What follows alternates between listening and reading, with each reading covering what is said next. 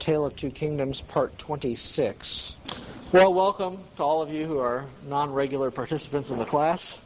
You've come at a propitious time. I'm going to kill James off today. And we'll do a little bit of review then. So this may not quite make sense. I need to sort of finish a few details of his the last 4 years of his life, and then we'll kill him off, as it were, and then do a little bit of review of church-state relations under his reign. Okay, so last week we looked at how James got rid of 8 of the more troublesome ministers. This is a regular thing on his part. He basically, flatters some ministers, cajoles and bribes some that are compliant, and the others he tries to persecute, intimidate, and get rid of. These 8 ministers, and most of them ended up, some ended up overseas, some in England, and some in Scotland, but under severely constrained limits as to where they could go. Okay, after that he pushed through the rest of his reforms in church government, and this created an episcopacy with James at its head.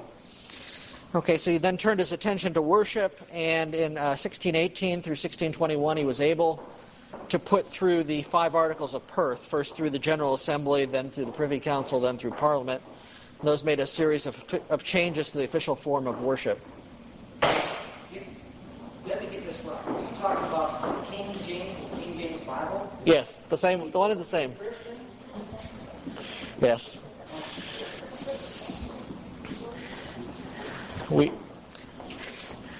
King James of the King James Bible, persecuting Christians.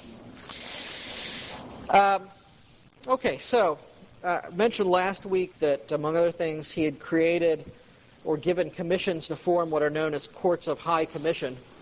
These are courts that are established by the king. They had no other legal basis. They were officially to deal with church discipline, but in fact they also covered civil matters. Specifically, they included disciplining ministers who spoke out against the established order of the Kirk or against any of the conclusions of the bypassed General Assemblies. That was in 1610. In 1615, it was added that those who spoke out against the present established order of the Kirk or estate, against any of the conclusions of the bypassed General Assembly holden at Glasgow, Acts of Parliament, especially the Act of Parliament holden at Edinburgh in October 1612. Okay, the assembly referred to was the so-called Angelical Assembly, where episcopacy was firmly established. So these courts were tyrannical. They had none of the usual sort of safeguards against abuse in terms of whether or not witnesses could be forced to testify against themselves and so on. So it was sort of a Scottish Inquisition. Although I think by this time James had pretty much established himself, so perhaps the courts didn't have to go quite as far as they might have otherwise. When these 5 Acts of Perth, 5 Articles of Perth, and these were articles that established certain Anglican church practices in the Scottish church. They included things like kneeling at communion and private baptism and private communion, catechism with the bishop blessing the children, and various practices that went against the Scottish form of worship. In any case, once these were actually ratified by Parliament in 1621, the Court of High Commission had a new justification to persecute the Presbyterians. And James himself wrote a letter to the Archbishop of St. Andrews, who was Archbishop Spotswood. James wrote this. I guess sometimes the formality was that the Archbishop would write it, send it to James. He would then sign it and send it back, so that it's sort of like I sometimes write reference letters for my students by telling them to write the reference letter, and then I get it, and if it's not a lot of nonsense, I may edit it a little bit and, sign it and send it on. A lot of times it's a lot of nonsense, so I have to do more than that. But in any case, he certainly signed this letter, and it contained the following: the greatest matter the Puritans, and he sort of lumped all the Presbyterians together as the ones that he didn't like as Puritans. The greatest matter the Puritans had to object against the church government was that your proceedings were warranted by no law, which now by this last Parliament is cut in short, so that hereafter that rebellious, disobedient, seditious crew must either obey or resist God, their natural king, and the law of the country. It resteth therefore to you to be encouraged and comforted by this happy occasion, and to lose no more time to procure a settled obedience to God and to us, that's him, by the good endeavors of our commissioner and our other true-hearted subjects and servants. The sword is now put into your hands. Go on therefore to use it, and let it rest no longer, till ye have perfected the service entrusted to you. Okay, so he viewed this, the courts of high commission, as a sword to be used, and apparently hadn't used it enough in the past. So how did they use it? Well, they continued James's policy of persecuting and intimidating faithful ministers. I would say by this time he'd probably gotten rid of most of the ones that were very sort of eloquent and outspoken, and now he was just on to ones that were maybe more just pious, but perhaps not as outspoken. Nevertheless, he summoned 4 reasonably well-known ministers, well-respected ones, or they were summoned before a court of high commission, and they, as we've seen in the past, they declined the jurisdiction of the court of high commission, and that, of course, is a major sin in and of itself in the eyes of the king and the high commission. So 3 of the 4 were banished to remote parts of the country, and the 4th was restricted to stay within the bounds of his parish. Also, let's see, Robert Bruce, the minister that had been at one time one of James's ministers, and when James had gone to Denmark to get married, and he actually placed Robert Bruce on the Privy Council as an extraordinary member, and when he returned, he declared that Robert Bruce was his faithful and trusted counselor, that he was worth 1/4 of his kingdom, so on. He was tossed into the castle of Edinburgh for seditious conduct, that is, preaching against the Articles of Perth. And then he was banished to Inverness and restricted to a 4-mile radius around it. One of the reasons for restricting him to this radius is so he wouldn't go off preaching circuitously in the countryside. Okay, let's see. Finally, this is just as a side note, Andrew Melville, who had been first spent 4 years in the Tower in prison under pretty miserable conditions, and then had been exiled to France and teaching theology in Sedan. He died in 1622, at age 77. Okay, now James, from what I can tell, apparently imagined that most of his troubles with Puritanism in Scotland were due primarily to sort of rebellious ministers. By persecuting, removing, and or intimidating them, he thought he could have his way. And this was true with respect to the church government. He largely succeeded in establishing episcopacy. But he couldn't so easily sway the populace. And I know a lot of our history that we've covered, it's sort of been James and the elders and so on, and the ministers, and we haven't really talked as much about the congregation. The Articles of Perth in particular affected the individual congregations more so. A number of the congregations, particularly in rural areas, didn't obey the Articles of Perth. They went on with their worship practice, which they believed to be biblical. In some of the larger congregations, they were forced to do this. This sometimes created 3 classes of members. Those who took communion kneeling, as ordered, those who took it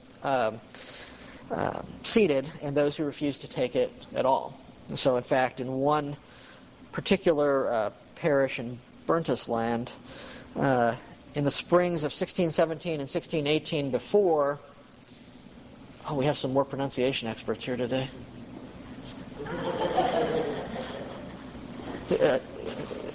Mrs. Reeves may appreciate it. Simon occasionally will inform me if I'm mispronouncing something, so... It's spelled Burnt Island, but I don't know if that's how they say it or not. Let's see, in 1617, 1618, before the Articles of Perth were ratified by the General Assembly, the communion was attended by 900 people, and only 450 attended in 1619 and 425 in 1620. So that gives you some idea of sort of the division over this enforced worship practice. This is also the first mention I've seen in all the history I've been reading to date, first chronological case of what are known as private conventicles. This is where people meet outside the bounds of the church. This, of course, later becomes a much bigger issue during the persecution under Charles II and James II. But there were some private conventicles meeting in Edinburgh. When James found out about this, he threatened the local magistrates, as he's done before, with moving certain parts of the government away from Edinburgh. He threatened to move the courts of session and the justiciary. Okay, well, late winter and early spring of 1625, James's health failed very rapidly. And I know we've skipped over many details of James's reign. Again, I'd recommend to you this book by Otto Scott, as if you're interested. But we've skipped over most of what he's done in England, and so we get to his death rather quickly here. A day before he died, he suffered some kind of stroke, so that his tongue hung out, and he sort of gagged on phlegm. And they kept on bringing in towels and stuff. And then, as Otto Scott says, then God, a satirist whose scale is beyond all mortals, sent an attack of dysentery. And he died sort of in a very disgusting manner on the 27th of March, 1625, at age 58. I was trying to figure out how to summarize his life, and I'm going to actually sort of give it a review, but I thought I'd read Otto Scott's 4-paragraph summary at the end. There was a one-sentence summary by another author that was pretty good. It said he wasn't a very good king, is about what it amounted to. I forget how he put it, but it was in one sentence. Pretty pithy. So,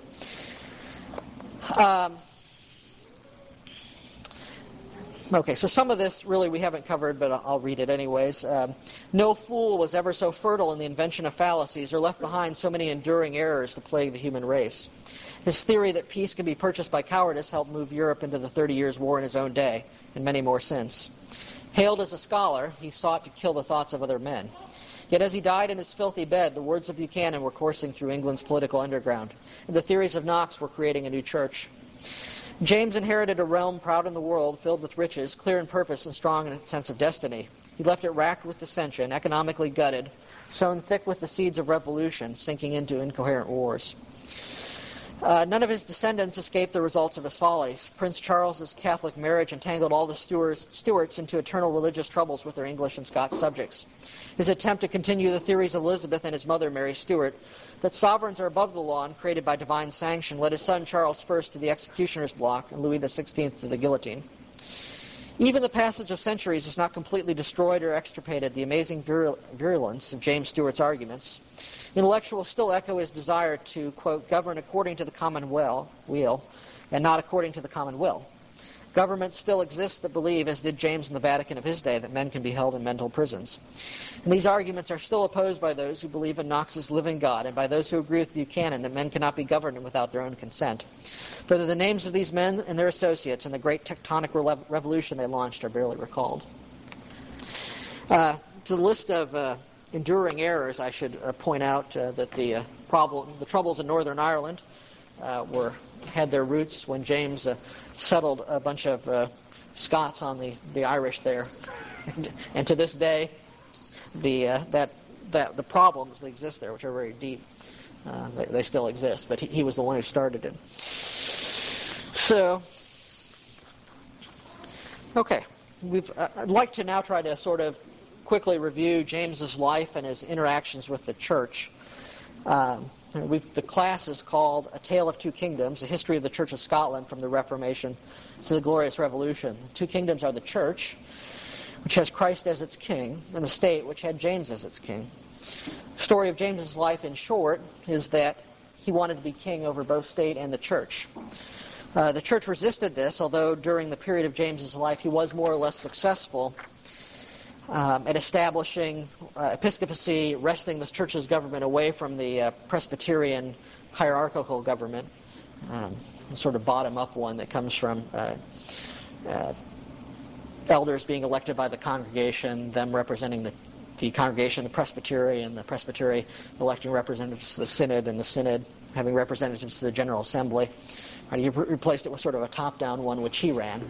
So he appointed archbishops and bishops, and they appointed and deposed ministers. Okay, prior to the Reformation, right, the church in Scotland had been ruled by a corrupt church hierarchy. And interestingly enough, this was not all just appointed by the Pope. They had made, over time, various deals with nobles where the nobles would give land and then they would appoint various officers of the church.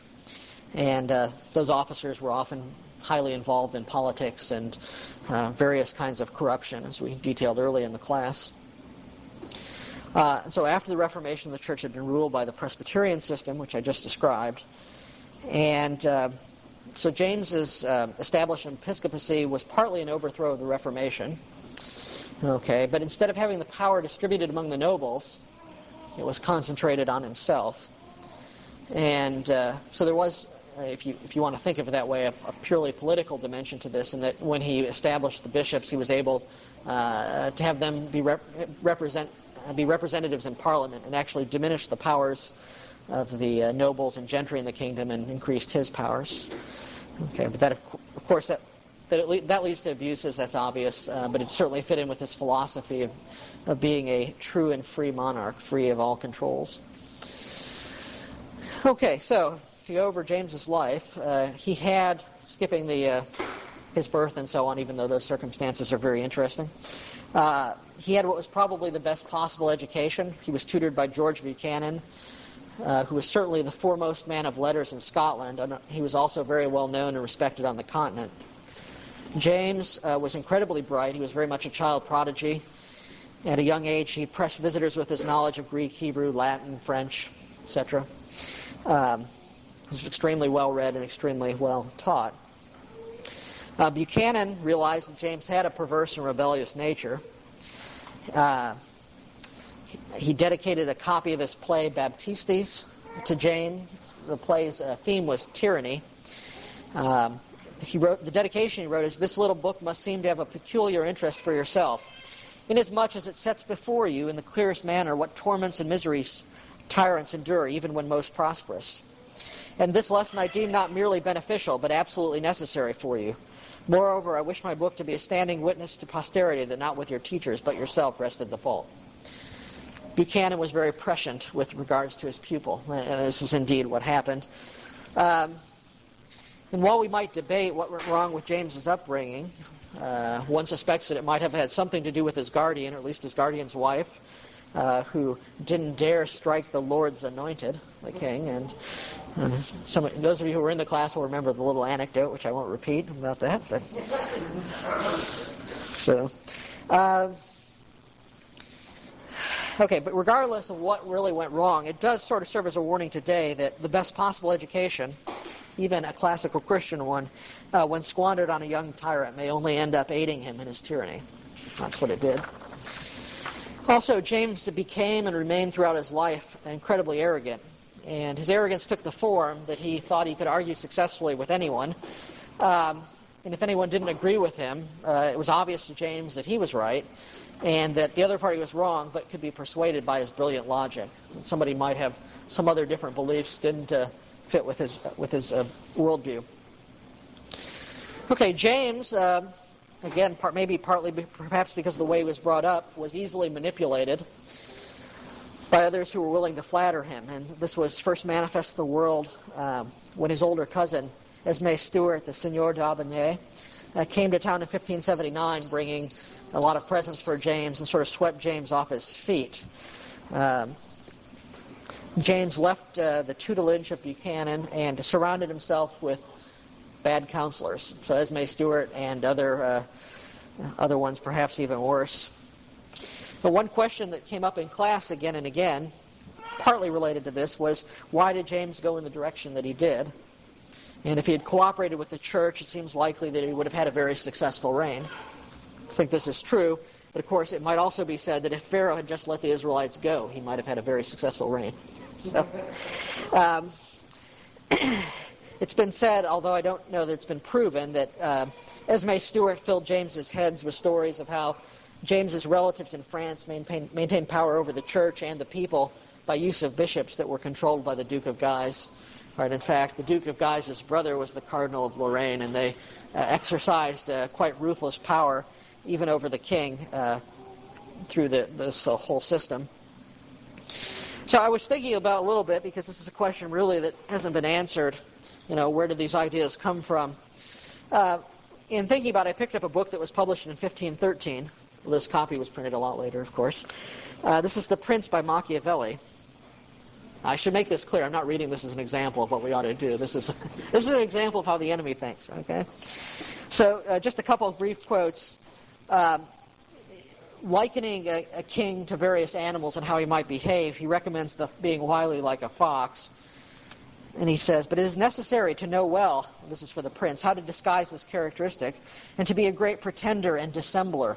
And men are so simple and so subject to present necessities that he who seeks to deceive will always find someone who will allow himself to be deceived."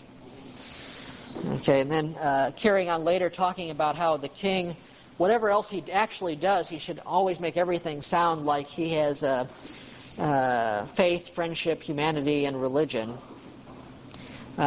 "For this reason, a prince ought to take care that he never lets anything slip from his lips that is not replete with the above-named 5 qualities, that he may appear to him who sees and hears him altogether merciful, faithful, humane, upright, and religious. There is nothing more necessary to appear to have than this last quality, inasmuch as men judge generally more by the eye than by the hand, because it belongs to everybody to see you, to few to come in touch with you. Everyone who sees what you appear to be, few really know what you are, and those few dare not oppose themselves to the opinion of the many, who have the majesty of the state to defend them. And in the actions of all men, and especially of princes, which it is not prudent to challenge, one judges by the result." Mike. Does that mean that politicians and things like that should on Sunday be carrying a Bible on through? Yes. Yeah, exactly. The most important quality is to appear to be religious. Now, I'm not saying that necessarily James only got this from Machiavelli, or that. I would guess that he had read Machiavelli. I mean, James was extremely widely read, and certainly for a king, this would be an important book to read. But if you see, like when we looked at these various acts and so on, and we read them, they all sound very pious. So again, where do you get the ideas from? I don't know for sure, but they didn't originate with James. Okay? And they didn't end with James either, did they, Mike? Okay, well, James was very proud of his so-called kingcraft. That's what he called it. Now, craft, of course, also meant like lying and dissembling. This was his way of ruling, or you could say fleecing the people. Okay, one early example, in my opinion, although I can't prove this absolutely, was the King's Confession of 1581. There was an ongoing Catholic scare in the country. These things occurred from time to time. Just to give you an idea, the scare was probably based on, first of all, Esme Stuart was definitely an agent of the Duke of Guise and probably of the Pope. There were a number of French visitors in Edinburgh, and one would guess that they probably invoked memories of the St. Bartholomew's Day massacre. There were certainly a lot of Jesuit priests traveling throughout the English countryside. There were rumors of assassination plots against Elizabeth and invasion plots against Scotland. And in fact, these rumors were not all false. There were actually very serious sort of invasion plots going on. When this happened, and also, I forget how one writer puts it, but essentially thought that James's indiscretions, his homosexuality, was being maybe become more widely known at this time. He came up with this idea of a confession or covenant to be written up and for him to sign. It was sort of, if you read it, it was sort of a touchstone to clearly separate Protestants from false Protestants, true Protestants from false Protestants or secret Catholics. And in fact, there had been a letter discovered, a dispensation from the Pope, which allowed Catholics to pretend they were Protestants as long as they were really working for the reconversion of the country to Catholicism. And so all these things together, of course, made this big Catholic scare. And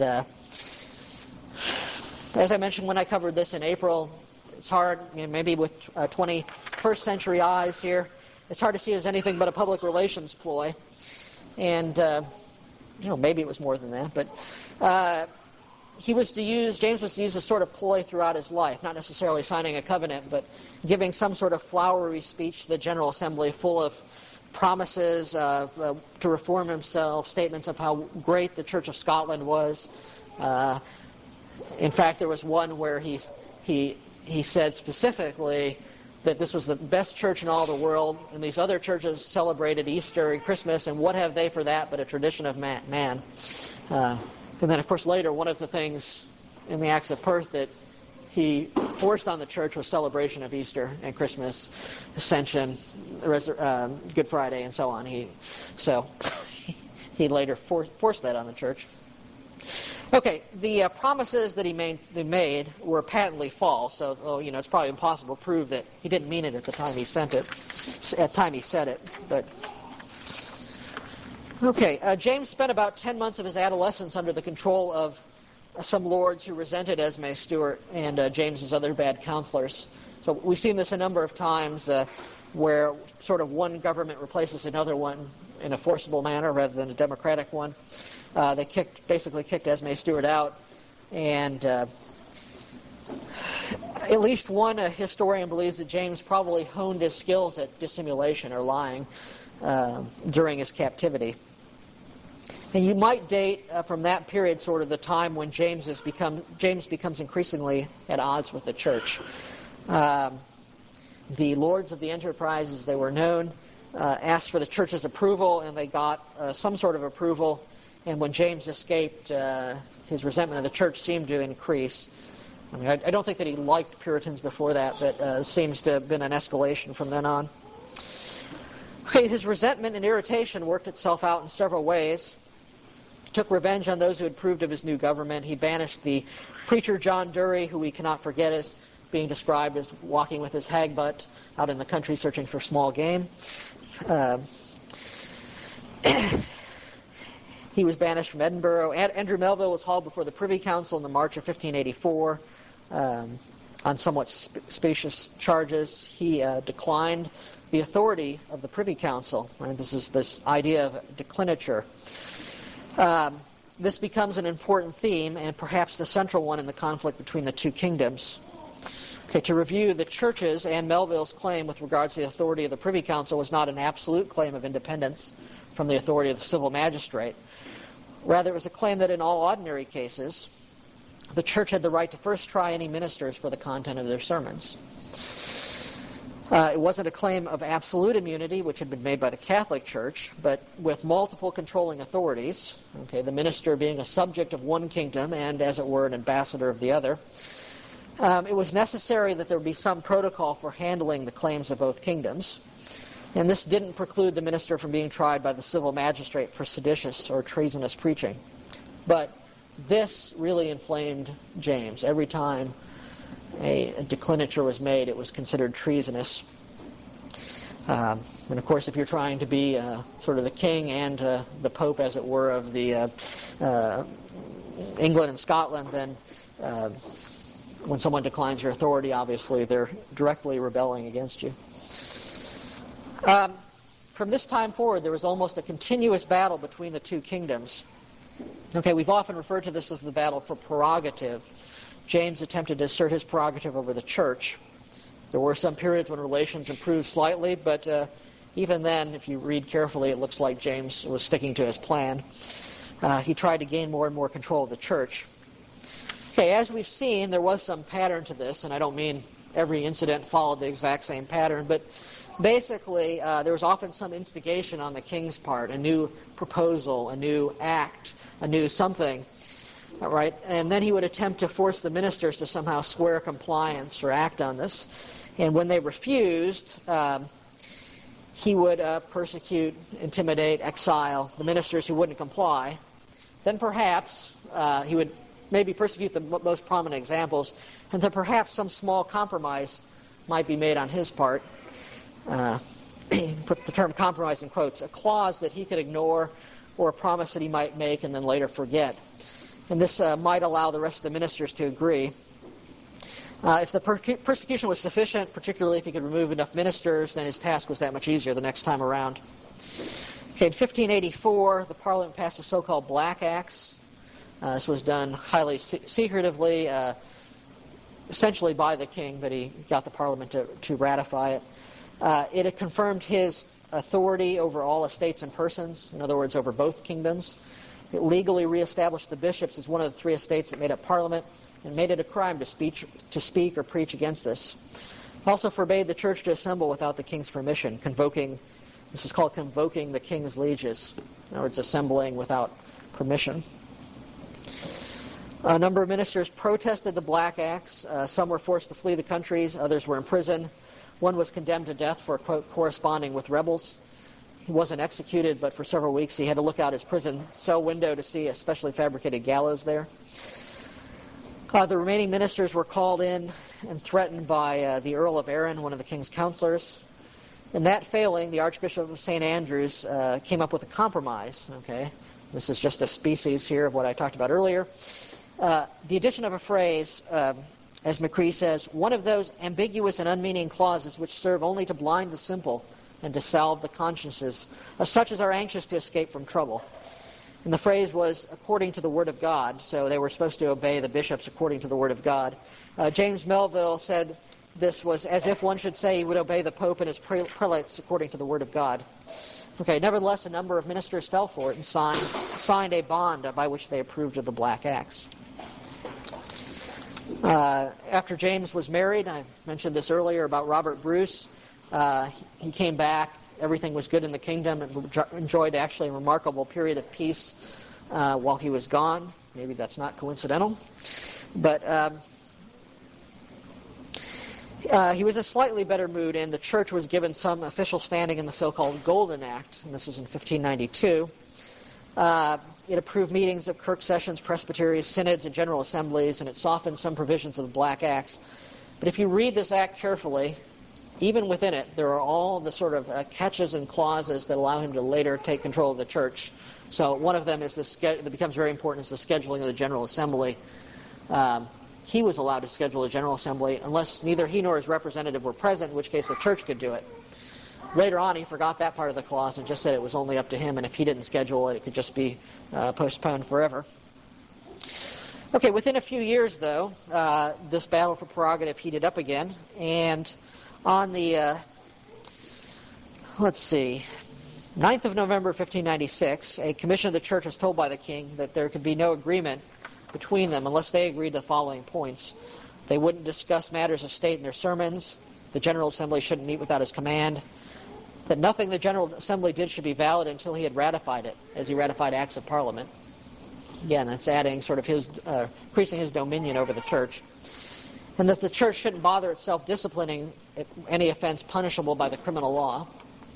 Okay, and the church historically had to discipline, not with the sword, but with excommunication, people who are guilty of grievous sins that should have been published by the civil law but weren't. Okay, so this was immediately followed up by trying an outspoken minister, David Black, for supposedly preaching seditious sermons. And then later in the year, James found the event he was looking for, and this is certainly recognize this from modern politics. There was a little non-event where there was some excitement in town and people ran around for about an hour. No one was hurt. There was a threat of revolution, and people were running around to try to quell it. Well, James turned this in sort of a media event, a very serious treasonous uprising. Made all kinds of threats against Edinburgh and against the church, and once he had the people sort of suitably cowed, he rigged the vote in the General Assembly by bringing in a bunch of northern ministers who had not generally been able to attend the assembly. They were flattered, they were bribed, and he got them to agree to create a committee of advisors for the king. Okay, now this sounds harmless enough. What could be more harmless than a committee of advisors to help tell the king what to do? Well, over the next 14 years, this committee was first in 1598 granted a vote in Parliament. Okay, it wasn't called, they weren't called bishops yet, but they were granted a vote in Parliament. And this was approved by the General Assembly, again, with a lot of politicking. 1600, they were granted a lifetime appointment. Well, actually, the General Assembly voted against giving them a lifetime appointment, voted to give them an annual appointment, which would be keep them under some more control. But the king had the clerk reword the measure so that it came out the other way. At some point in here, they started to call the men bishops. In the same year, he started appointing men to vacant bishoprics without the consent of the church. That was one of the terms they had agreed to previously. In 1606, the bishops were given large estates, previously had been seized by the crown. They were given more or less the status they had before the Reformation. By this time, James no longer allowed the churches to elect representatives to the General Assembly through a series of steps, one of which was they would give him 6 names and he would pick one to represent them, to eventually him just giving them a list of representatives. It got to the point where he just controlled who the representatives of the General Assembly were. In December of 1606, the General Assembly, this hand-picked General Assembly, approved the bishops to be what were known as constant moderators. Okay, in our church, a moderator is elected once each year to serve for the next year. The moderator does run the meeting, but to keep order. But of course, if you're only elected for a year, it's a bit hard to build up a huge power structure. Let's see. In 1609, they were given the power to set all ministers' salaries, and they used that power to reward the ones that were compliant, to abuse the ones that weren't. And in 1610, in the so-called Angelical Assembly, called Angelical because a angel was on the coin that was used to bribe the ministers with, the bishops were given a number of additional powers, which essentially completed the overthrow of Presbyterian church government. I mean, it was pretty much overthrown at this point, and represented the complete establishment of episcopacy controlled by the king. Now, that's a quick summary of 14 years. Interspersed in there were a number of occasions where they either harassed, arrested, banished, etc., the more outspoken ministers, including Andrew Melville and a number of other ministers. And also the elevation, bribery, and flattery of those who were more compliant and willing to go along. Okay, so what lessons might we draw from this for today? I have 5. Those of you in the class, I've probably heard most of these before. So first of all, despite what the public school lobby says, a great education does not necessarily guarantee a great outcome. And this is also true of Christian education. I mean, it doesn't guarantee a great outcome. As we might expect, a church that follows Christ truly can be expected to incur the hostility of the world. Third, Christians are naturally gullible, to use Mike's words. Time and time again, they were, I think as I meant when I read Machiavelli, you saw this, people who want to be deceived can be deceived. Maybe why do they want to be deceived? Well, if they're deceived, then life is a lot easier, right? They don't have to take a stand. This characteristic was exploited in the struggle between the two kingdoms, and I hope and believe that studying church history is an antidote to this. So that's a reason why we should study church history. Internal corruption, and fourth, internal corruption in church is a great danger. James used a 2-pronged attack on the church to gain control over it. He attacked from the outside by persecuting and exiling faithful and effective ministers, and he attacked from the inside by corrupting ministers with the promise of riches, or at least coins. I don't know that meant... Some got rich. The bishops got very rich. I don't know that all those northern ministers got rich, but they at least got some coins. And also by flattering their baser instincts. So one of his appeals to the northern ministers was that the men of the south who had been much more active in the assembly were sort of appointing themselves as popes of the church and all this kind of stuff to invoke envy. Finally, fifth, even James, in a sense, was forced to acknowledge the central claim of Presbyterian church government. In other words, that the church is ruled by Christ, and it's ruled through the church, not by the civil government. All of the destructive acts and changes originated within the church. They were later ratified by the Privy Council and by Parliament. But once basically got his wedge in there and started pushing things, everything originated within the church, all the problems. I've skipped over mostly the 5 Articles of Perth, which is where James begins an attempt at transforming the Scottish church into an Anglican one. And we'll stop there and take questions. Mike. Okay, Dan. Well, my comment was a parallel to this would be is if President Clinton takes that commission of the Bible, King James was the second president. He used the church for his own needs, all these other things. Then maybe 100 years from now, we're going to have President tomorrow. That's scary thought. Well, as bright as our president might be, I really doubt if he knows Greek and Hebrew and Latin. So, but Dan.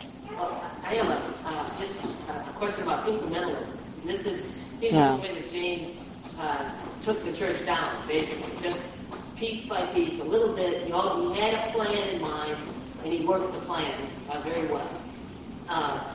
And in the church, of course, we reject that completely out of hand. I mean, that's we want to go straight to the end, the absolute truth. We don't incrementally try to move the church towards truth. If we are convinced of something that's true, we want to go all the way there. So the question is, are we right, Christians? Are Christians right in insisting that Christian politicians reject incrementalism out of hand? And I guess I don't have an answer for this, but incrementalism works as a political method. Just look at the gun control lobby. Well, but that's right. But Christians seem to reject that as a method for their own people. I mean, take the abortion fight, if you will. Whenever a bill comes up that incrementally takes abortion rights apart, there's a huge split every time among conservative ranks, and with basically the incrementalists saying, well, we're getting a little bit, let's keep going, and everybody else saying, no, it's absolutely true, we can't do this, we've got to go all the way. And I wonder if anybody has any comments on that or any thoughts on that, as to whether or not that's a viable, whether or not that is a godly way for, whether incrementalism is a godly way for a statesman to pursue his craft, or not. Henry, did you want to comment on that? Yeah. One thing about he notes that could be a problem is not being the people. Some people who would might vote for Milstead or the medical for Bigstead, but they might not go all the way by Milstead.